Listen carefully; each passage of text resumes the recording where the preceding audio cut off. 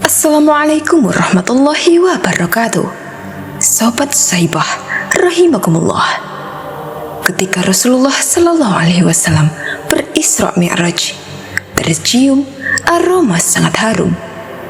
Penasaran, Nabi bertanya kepada malaikat Jibril, "Harum apakah itu wahai Jibril?" Malaikat Jibril menjawab, "Itu adalah wangi dari kuburan seorang perempuan solihah bernama Siti Masyidah dan anak-anaknya." Kisah perempuan yang memegang teguh kebenaran dan keimanan kepada Allah Subhanahu wa taala ini diriwayatkan dalam hadis Ibnu Abbas. Siapa Siti Masyidah, perempuan solihah yang dimaksud malaikat Jibril? Siti Masyidah hidup di zaman Fir'aun, si raja kejam yang menganggap dirinya sebagai Tuhan.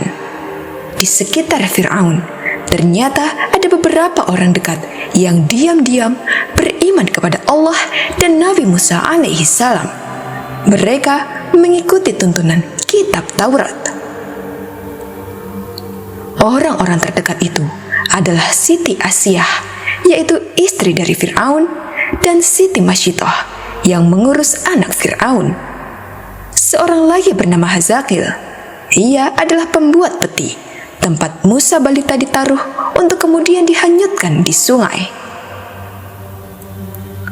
Di istana, Hazakil menjadi orang kepercayaan Fir'aun.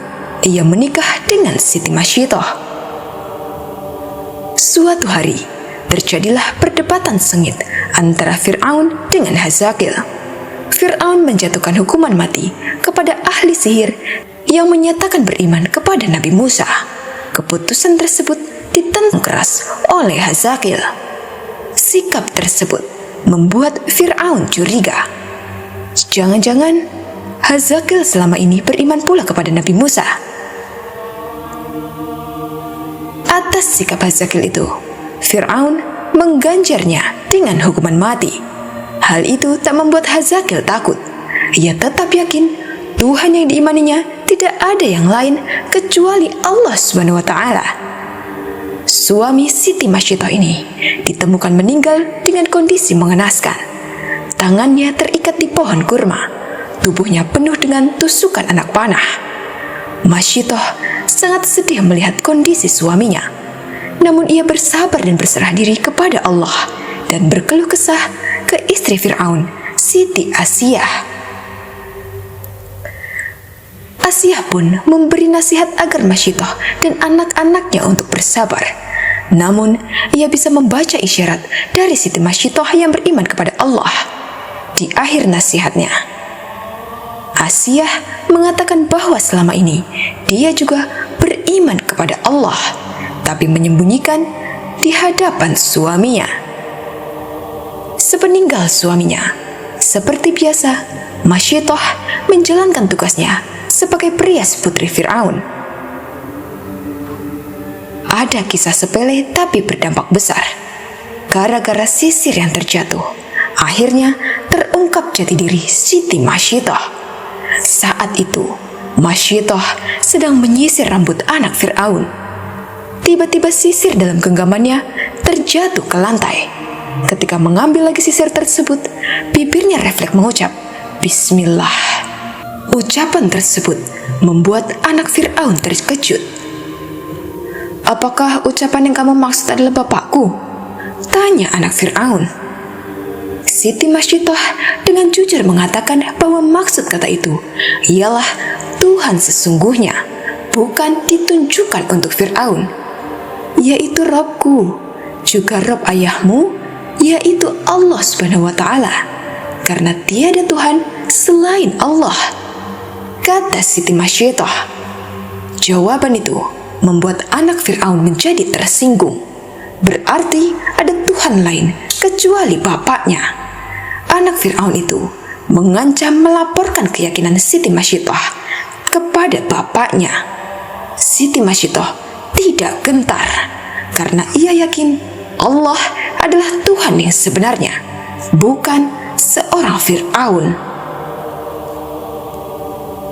Laporan anaknya membuat Fir'aun menjadi murka. Ia tidak menyangka pengasuh anaknya adalah pengikut Nabi Musa.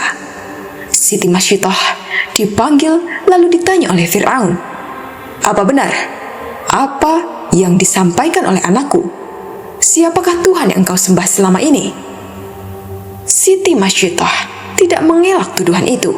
Dengan tegas dia mengatakan, "Betul raja yang zalim, bahwa tiada Tuhan selain Allah yang sesungguhnya menguasai alam dan isinya."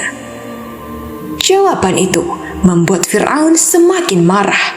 Dia memerintahkan para pengawal menyiapkan minyak mendidih di dalam tembaga besar, wadah panas itu, untuk menggodok Siti Masyidah bersama anak-anaknya.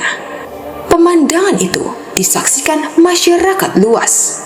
Sebelum dimasukkan ke minyak panas, Siti Masyidah diberi kesempatan sekali lagi untuk memilih. Dia dan dua anaknya selamat jika mengakui Fir'aun sebagai Tuhan. Sebaliknya, nyawanya terancam jika tidak mau mengakui ketuhanan Fir'aun. Siti Masyidah tidak gentar terhadap ancaman Fir'aun. Ia tetap yakin Tuhan yang sesungguhnya hanyalah Allah Subhanahu wa Ta'ala, bukan Fir'aun, raja yang zalim. Pendirian Siti Masyidah semakin mempermalukan Fir'aun. Raja kejam itu memerintahkan pengawalnya untuk segera melemparkan Siti Masyidah bersama anak-anaknya ke dalam minyak mendidih. Kisah ini disampaikan malaikat Jibril kepada Nabi Muhammad bahwa Fir'aun memerintahkan untuk melemparkan anak Masyidah satu persatu di hadapan ibunya hingga bayi terakhir yang sedang menyusu dalam pelukan Masyidah.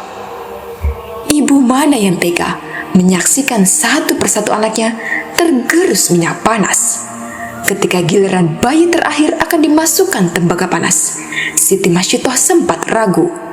Kekuasaan Allah menciptakan bayi itu tiba-tiba bisa bicara. "Jangan takut dan menangis, wahai ibuku, karena kematian kita akan mendapat ganjaran dari Allah Subhanahu wa Ta'ala, dan pintu surga akan terbuka menanti kedatangan kita." Riwayat lain, bayi Masyidah meyakinkan ibunya, "Sabarlah wahai ibuku, sesungguhnya kita dalam pihak yang benar. Wahai ibu, masuklah, karena sesungguhnya siksa dunia ringan daripada siksa akhirat." Hadis riwayat Ahmad. Kekuatan anaknya membuat keraguan Siti Masyidah hilang seketika. Dengan yakin dan ikhlas kepada Allah, Siti Masyidah membaca, "Bismillahirrahmanirrahim, wallahu akbar." Siti Masyidah dan bayinya terjun ke minyak mendidih.